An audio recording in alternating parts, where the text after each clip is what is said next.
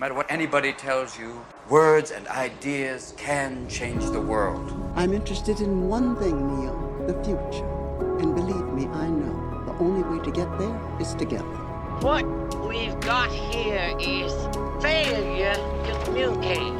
You may think you know what you're dealing with, but believe me, you don't. I want the truth! You can't handle the truth! For centuries, philosophers have used the dialogue to search for truth, because it's through conversation, through the Logos, that we find it. This is the Dialogue, where ancient philosophy, history, and theology meet modern life. Together, we'll wrestle with big questions and give our answers through the way we live. Let's start the conversation.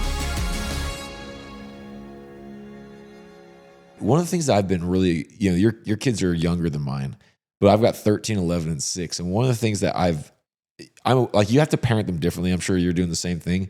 I've been really interested about temperament, and something I'm going to study it more, because for some people, things are just harder, right? Like they have more emotional swings. I've got a teenager now, right? Like my daughter's 13.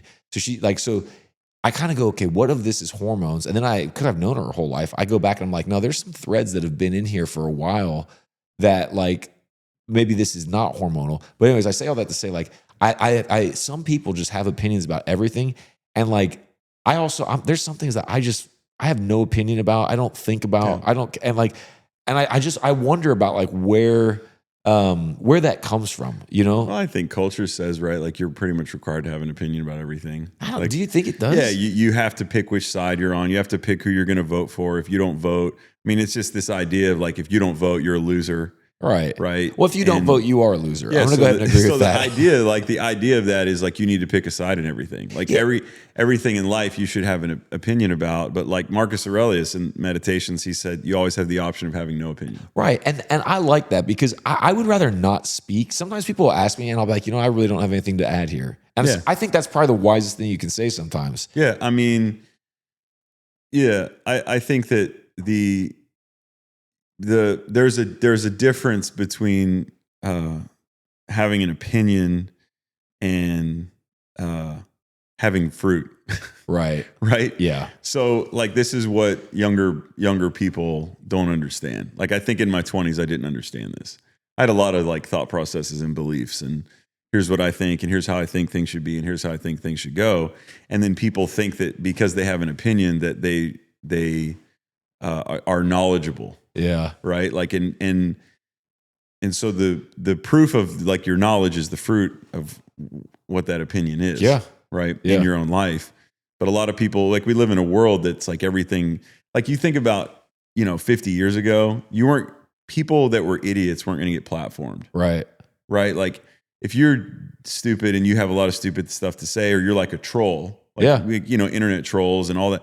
Like, now you can turn that into a career. It's church where your whole deal is like, I'm going to get in the comments, and I'm going to mix it up with everybody and say a bunch of stupid stuff, and that'll get a lot of attention.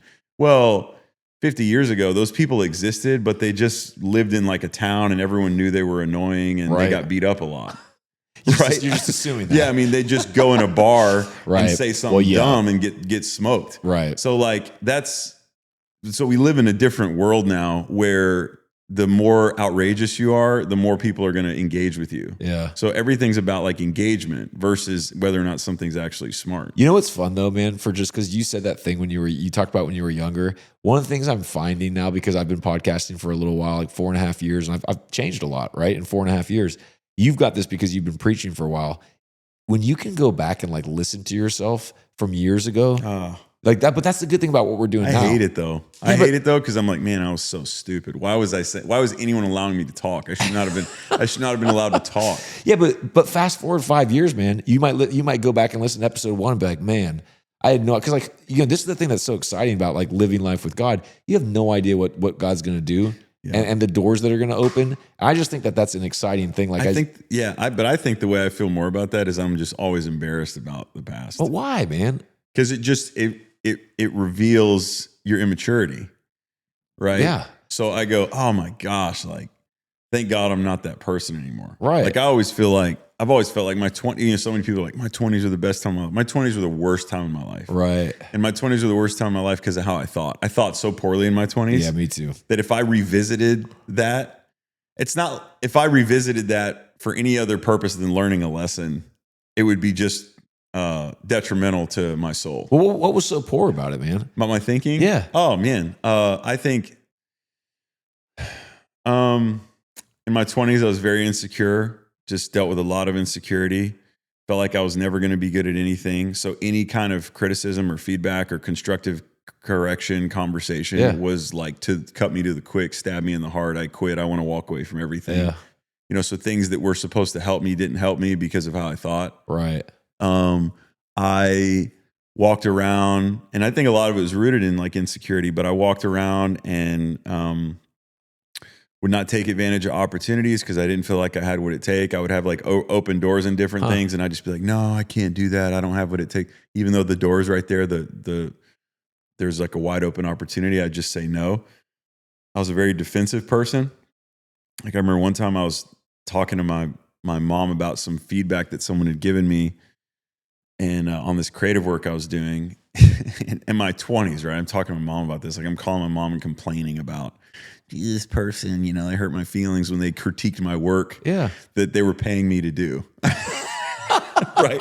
Like I have a client, and when you work with clients, you need to do what they need you to do. Right? I know. So I'm in my 20s treating client work like it's my art. Right. You know, like, you know, how dare this person besmirch my fingerprint. You were Kanye, but you were hired. Yeah, I was Kanye, but I was, you know, making $2,000 building a website for somebody. Right? Like, hey, take it easy there, Picasso. Yeah, You know what I mean? exactly. Exactly. So I'm having this conversation with my mom. She's like asking me how it was going, and I'm just giving her all the stuff. And I'm so defensive about this feedback that this person had given me that, again, is paying me to do this work, you know, and I just need to shut up and get the work done so I can get the money. Yeah. And she says, you know why you're so defensive? And I go, why? She goes, because you're insecure. Dude, mom's a sniper. That's why we call my mom a sniper. She went straight to the root. She goes, the most defensive person is always the most insecure person. So That's anyway, good. all that was so prevalent in my thinking throughout my 20s that it's not that I didn't grow. It's not that I didn't develop. I just made it really hard. Yeah. Because of how I thought, right? So I've had harder things happen in my life since my 20s, but nothing is harder, right? Nothing is more difficult than really having bad things. I think a lot of people can relate to that though, man. Like being insecure. I mean, I remember when I was in my late 20s and like you'd be talking to those old wise heads, you know, people in their 30s, and they would be like, man, since I've turned 30, it's so great. I don't care if people think about me anymore. And I remember like listening to this, I was like, that actually sounds pretty great. Like I would love to, because I was not like a super insecure person, like where I'd walk around and be like, oh, no one likes me. But I was also like, you know, you're conscious of what people are thinking about you. And like, I walk into a room now, I literally, that thought never enters my mind. Yeah, for me, it's been more like being around people. I would always hear people in their 30s, when I was in my 20s, I would always hear people in their 30s talk about how much the 20s was like the best time in their life, their glory days. And yeah, but what were they doing? Were these like sinful people though? I don't know. Right. I mean, it's like I made some of my best friends in college. I hated the college I went to. Right. I didn't really make any friends there. Right. I have one friend right now from college.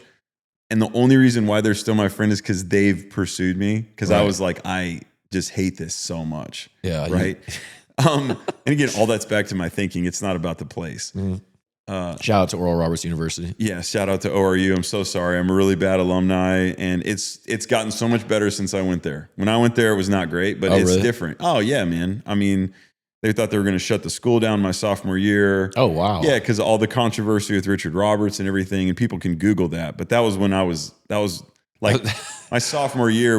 My freshman year was like broken stuff in the dorms, all this deferred maintenance. We don't know if the school is going to stay open, so it's a totally different school now. You worked for Facebook when it was a startup, yeah, and then left. Yeah, so I look back at that, and now I still hear people our age who talk about their 20s, like, oh man, yeah, when I was in college, and they have all these fun stories. Like all my stories from school are all the things I hated, all the ways I thought that were poor. Yeah. You know, I just never want to be that person that talks about like their best days are behind them. No. Because like I think there's an advantage to every single decade that you're in.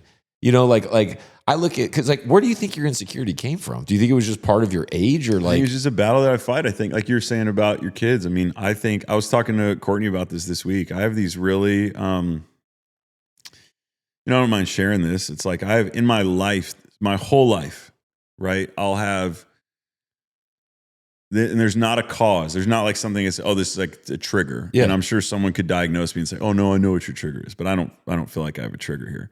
Like my whole life, since I was a little kid, I'll have random depressive episodes in my life. Huh. Not like depression. I mean, maybe it is, but I'll have times where I have like a week or a couple days where I'm just like, everything sucks and life is awful. And it doesn't matter how good life is. And it's not really caused by anything. So it's not like I can sit here and say, oh, this happened and that led me here. right? I just have this internal, like my biggest battle in my life has always been internal. Do you have like a playbook to get you out of that now?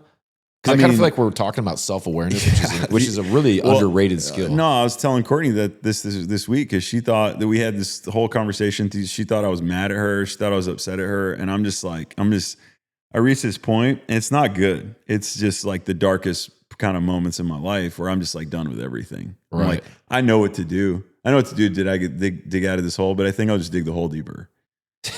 You just, I mean, it's really, yeah. I mean, it's really like, you know, I know, and as an adult with responsibilities, with kids, Yeah. and with a spouse and all that, like you really shouldn't be this way. Well, it's your response. Yeah, you have a responsibility to get good at getting out. I have a lot of responsibilities. Yeah. So me being that way when I was a teenager, or me being that way in my 20s, or me being that way even in my early 30s is one thing. Me having to deal with that now creates significant friction in all my relationships, right? Yeah. So I get to this place where I just go, you know, nothing's going to work out. Nothing's working. Like my life is useless, and the stuff that I'm doing is meaningless, and none of it matters. And everybody, not everybody's mad at me, but I just don't add value to anybody. Right. And then no matter what people say to me when I'm in that state, I'm like, it doesn't work. It doesn't. So I have this, so there's like this need. So the way I'll say it, because it's like a little bit hard to explain, honestly, we all have a need for affirmation. I have a need for affirmation. I get to this place where I'm really down on myself, really negative about myself. People around me affirm me when I'm in a season like that. I reject all the affirmation to the point where they don't want to talk to me anymore because I'm such an idiot. Right. Right. I'm not being mean, but I'm being completely disconnected from reality. Right. Right. And there's no way anyone can help me until I pull myself out of that. So what snaps you out of it, man? I just have to sit there and have a bunch of conversations with myself. Like that's to me personally, it's one of the reasons why philosophy's really become so important to me. Is like Cicero said, philosophy teaches you to be a doctor to yourself. Yeah. Because I've had That's good. Like Paul talked about stuff like his thorn in the flesh, right? He asked God to remove it, and God said, my power is made perfect in your weakness. I don't sit here and say, oh yeah, that's my thorn in the flesh.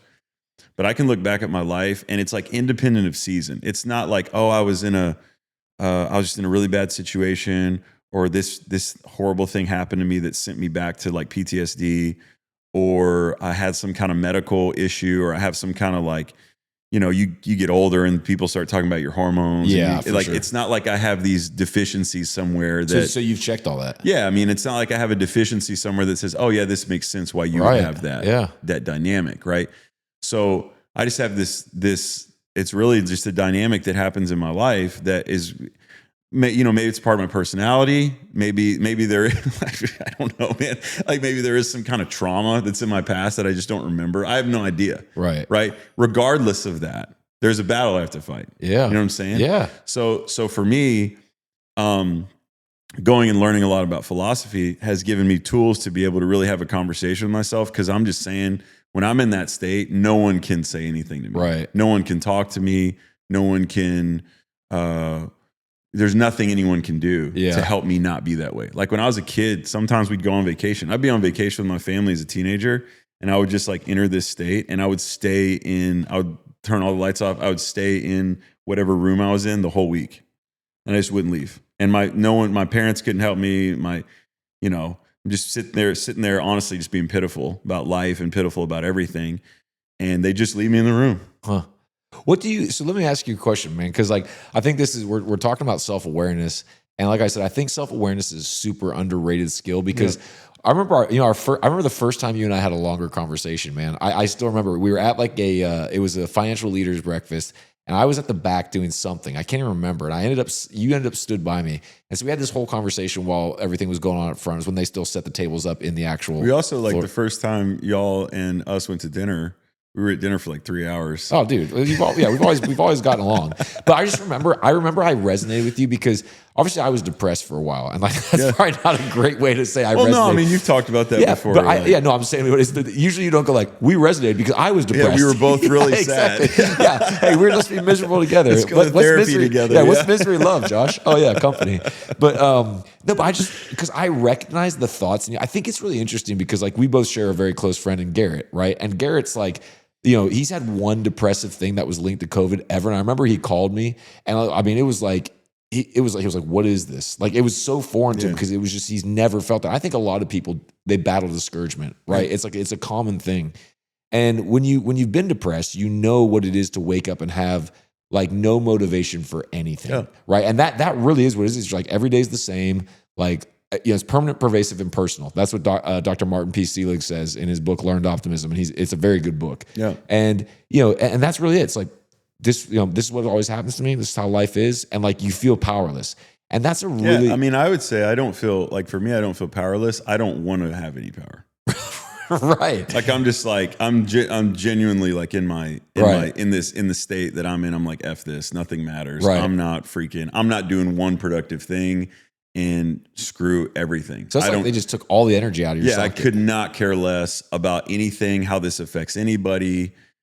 Like, I prefer that people feel like I hate them right now. Like, it's not great, right? So okay. So this is the question I want to get to because for me, like, I'll just say how I found it because I think this is useful for people because I think the real thing, everybody's going to have something different in their temperament.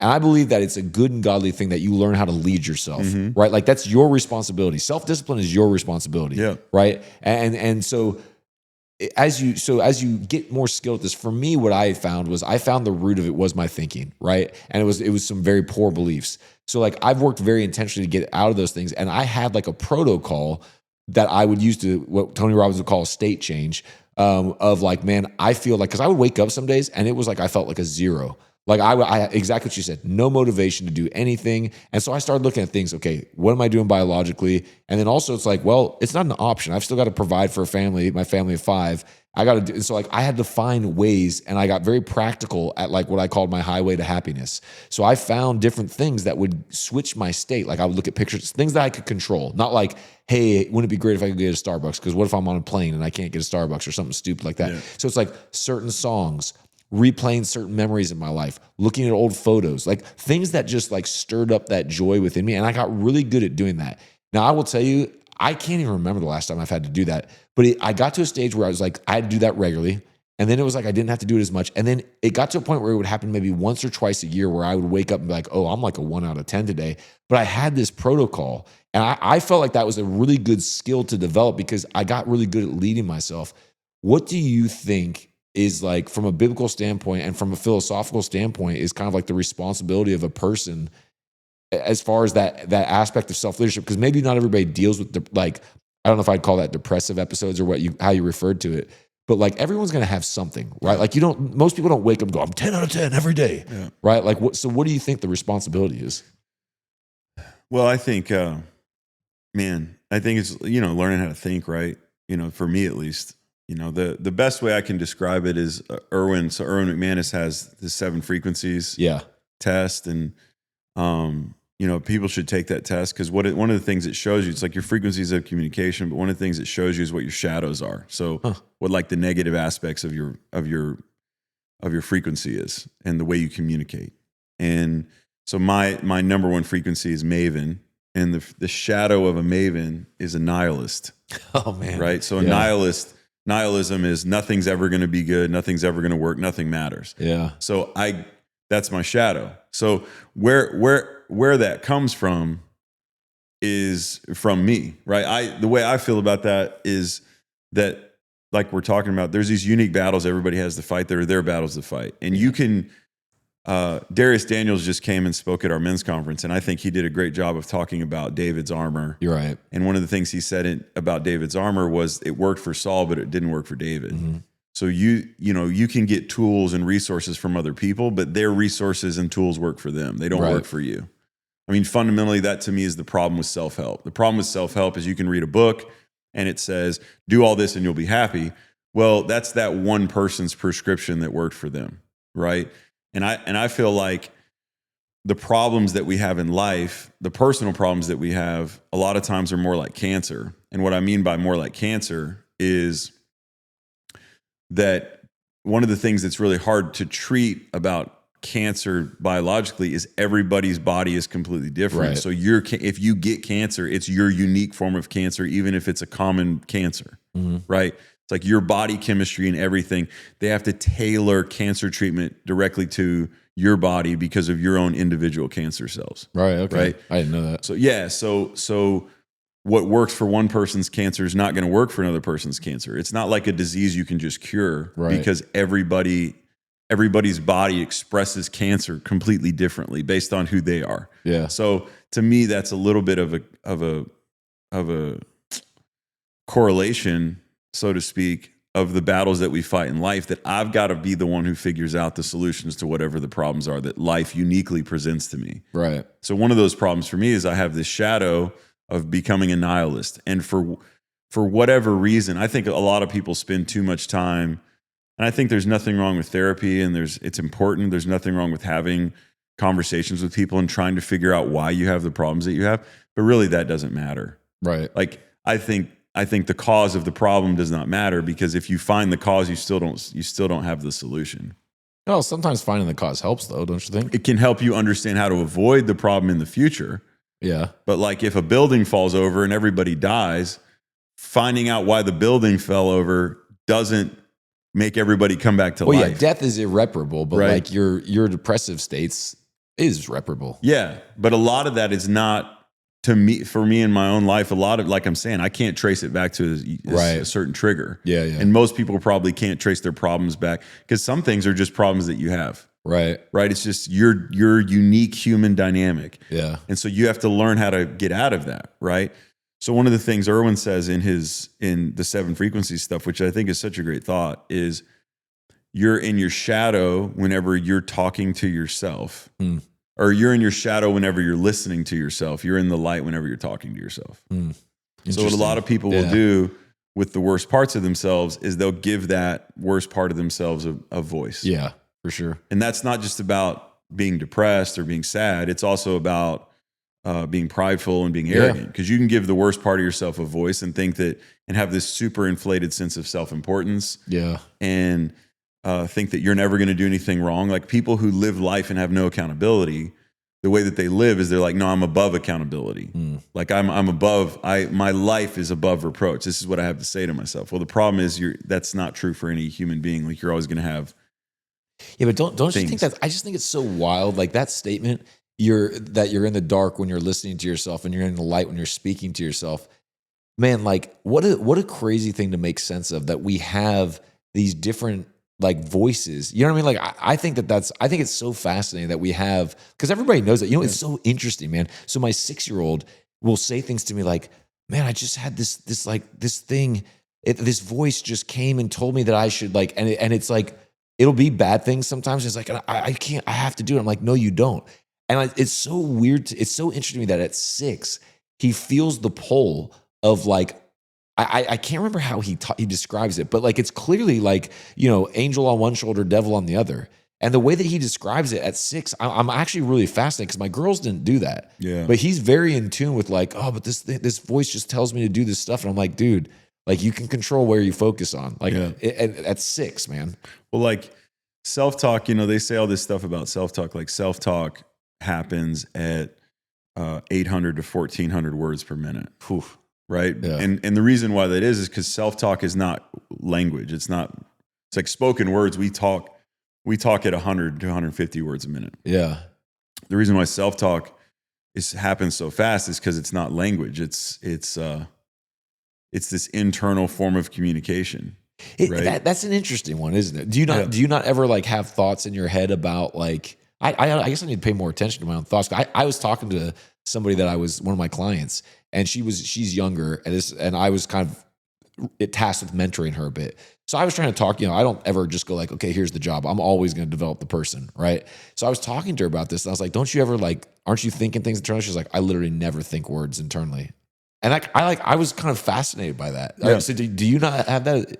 Well, like a lot of people say, like I've heard people talk about how they don't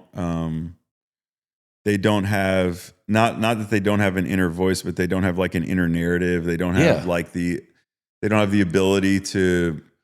I've heard people say things like, "Well, I don't have the ability to have like an imagination." Like if you tell them to imagine a pink elephant, they can't. Jeez. And I don't understand. I don't understand the brain on that level. No.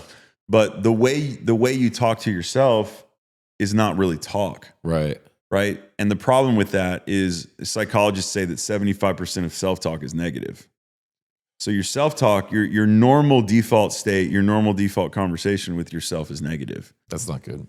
And so the language of self-talk is like meaning. So you'll experience something and then you'll say to yourself, not through words, but you'll say to yourself, here's what this means. Yeah. Or like when you get offended, when a person gets offended about something, it's a form of self-talk that you've told yourself, you've experienced this. There's a story that's happening. There's events that are taking place, and you now have all of these feelings and all this stuff that's connected to this one event that no one maybe even said anything to you. Right. But people aren't aware of what that's going on. Yeah. I think that's really interesting. Well, and they think that it's just so, I think we've talked about this on like other podcasts, but what you understand is not the same as reality. Oh yeah, 100%. Right? Yeah. Like your life and what you say. I said this on a recent podcast, but like what you say is always at the mercy of a person's level of understanding. Yeah.